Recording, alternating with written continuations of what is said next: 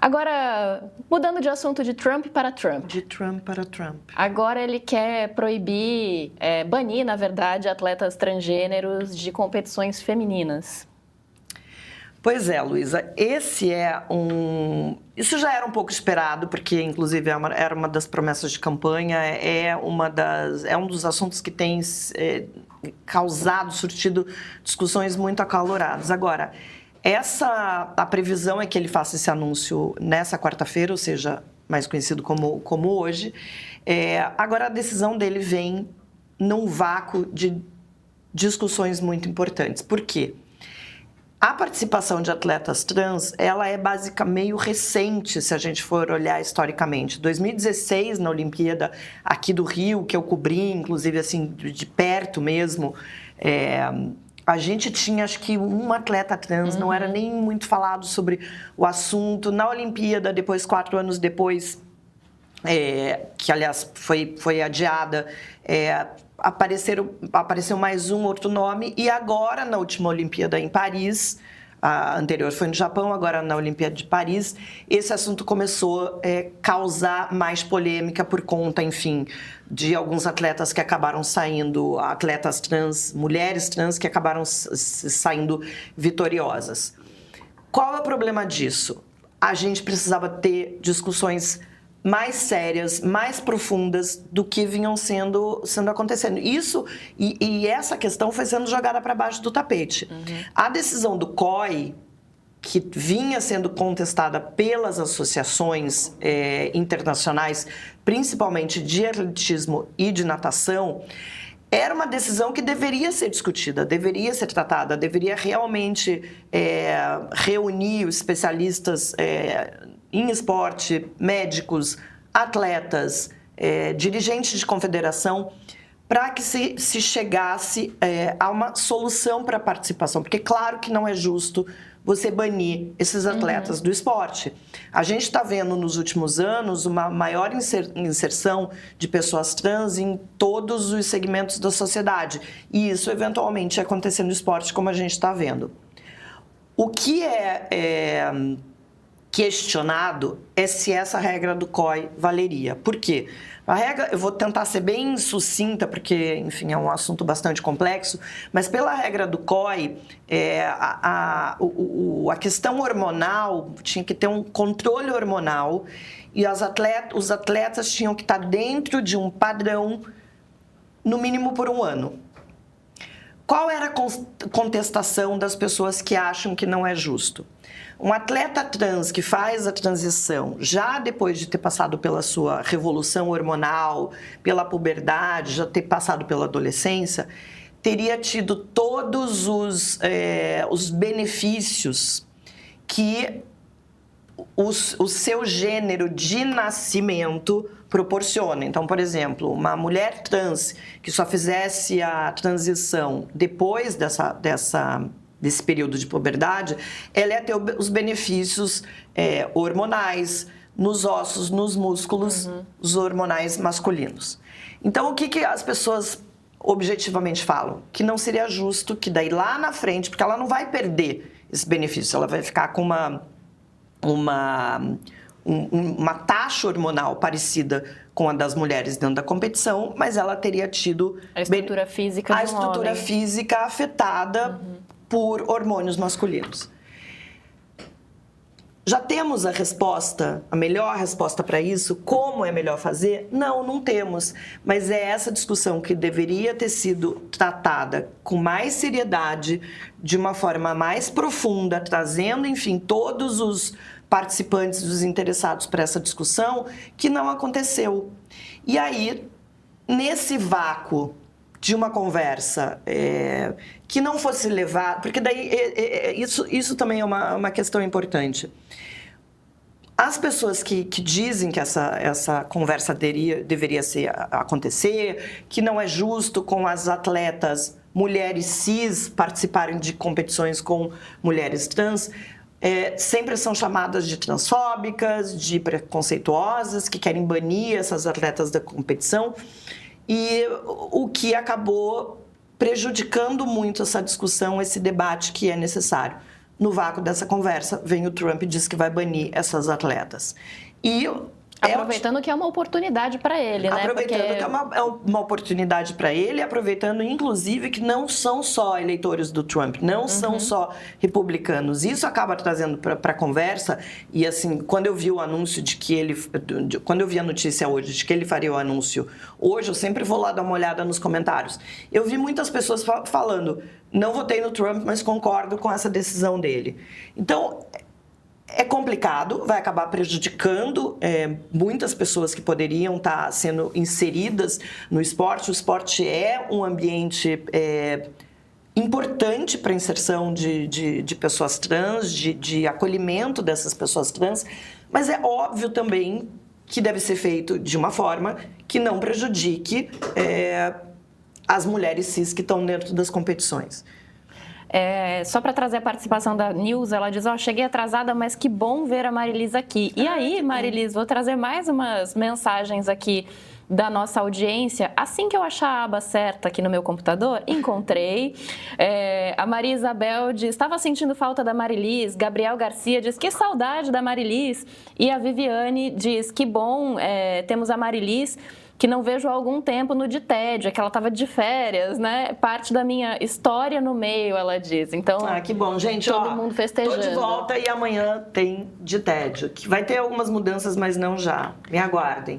Mas então a conversa é essa, Luísa. É complicado, mas o problema é que o Trump quer agir de uma forma simplificando essa decisão, como se simplesmente banir os atletas trans resolvesse o assunto.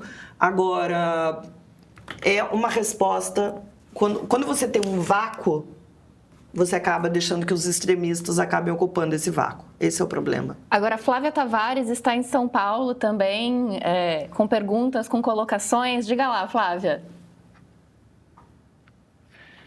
É só porque esse assunto eu acho ele muito, muito interessante e importante, embora, né, a gente muitas vezes possa parecer, poxa, mas a população trans do mundo ela é tão pequena, por que a gente gasta tanto tempo falando disso e tal? E eu acho que esse tipo de situação ele é muito...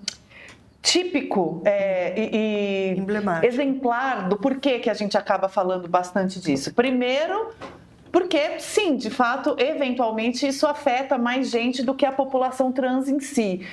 E segundo, porque populistas de extrema-direita, ou enfim, de outras matizes, mas eu não me lembro de ter visto de outras matizes fazendo isso, mas eu acredito que seja bem possível, usam esse tipo de assunto que mobiliza paixões com pouco conhecimento para, enfim, ganhar voto e fazer... populismo, né? Enfim, mas o que eu queria apontar? A gente fez uma edição de sábado, em julho do ano passado, quando estava rolando a Olimpíada de Paris, justamente sobre esse assunto e com o ponto de vista científico do que a medicina sabe sobre isso, né? E uma das coisas que a gente levantou nessa reportagem, até recuperei ela aqui para trazer, é que uma das dificuldades de determinar a diferença, ou enfim, a diferença de habilidade de uma mulher trans para uma mulher cis no esporte é o fato de que não existem muitas mulheres trans na elite dos esportes para você fazer a comparação.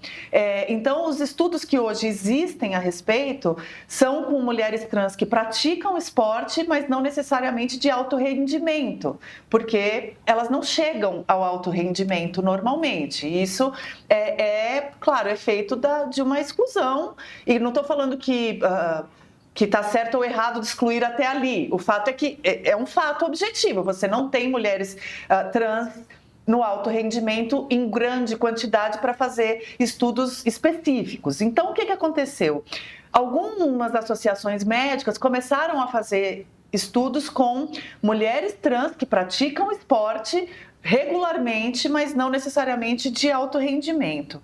E um desses endocrinologistas que conduz esse tipo de estudo falou com a gente e até aqui o que ele apurou num grupo de estudo de controlado, com toda a metodologia científica que ele dispõe, né?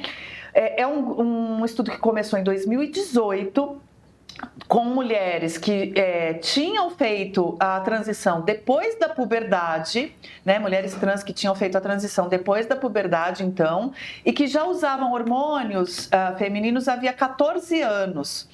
E ele chegou a duas conclusões interessantes. Uma, a de que elas apresentavam uma musculatura intermediária entre homens e mulheres cis.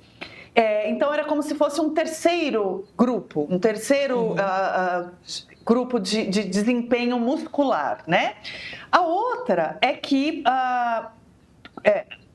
isso no atletismo. No vôlei, a conclusão foi um pouco diferente. E aí eu vou abrir aspas para a frase dele para não cometer aqui nenhum erro técnico.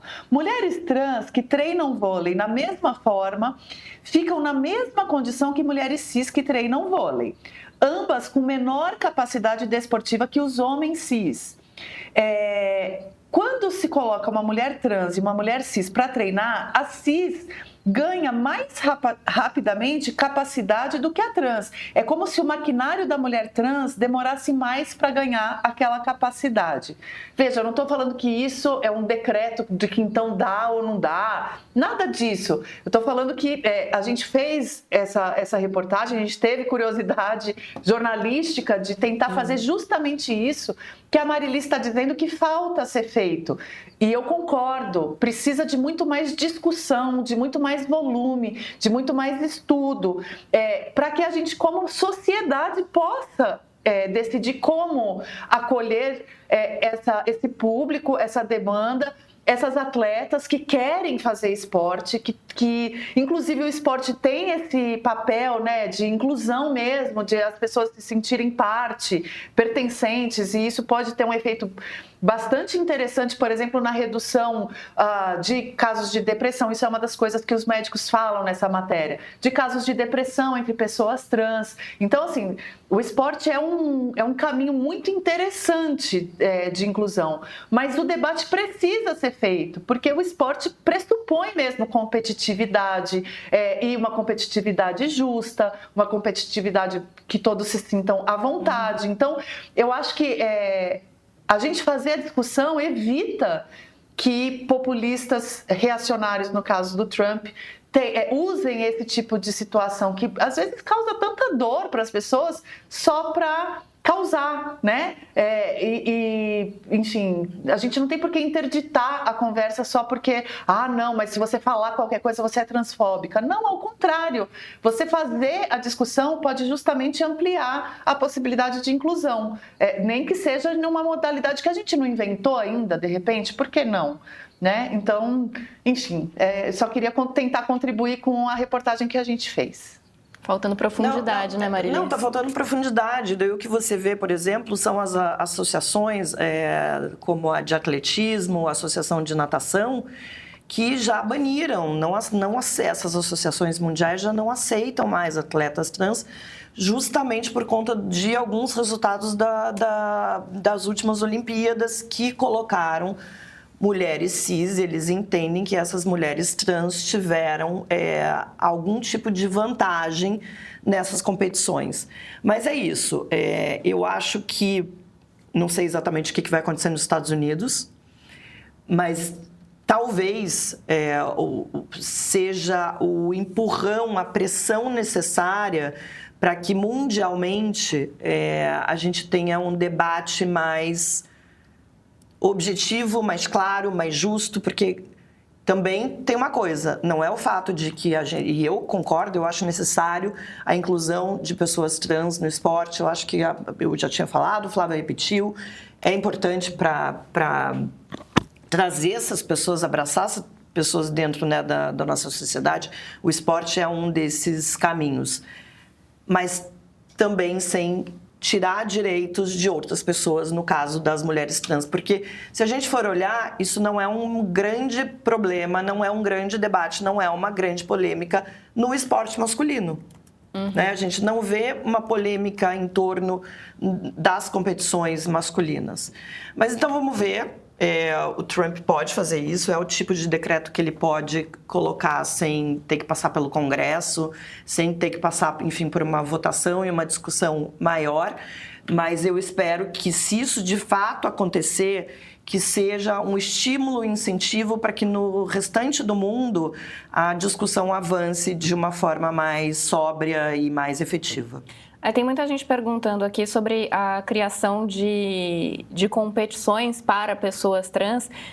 Eu nem me sinto à vontade para opinar em relação a isso, porque é isso, tem que ser uma mesa cheia de especialistas, de atletas, de médicos, de dirigentes, enfim, isso tem que envolver todo mundo. Mas é isso, né? Falta fazer essa discussão com essa profundidade.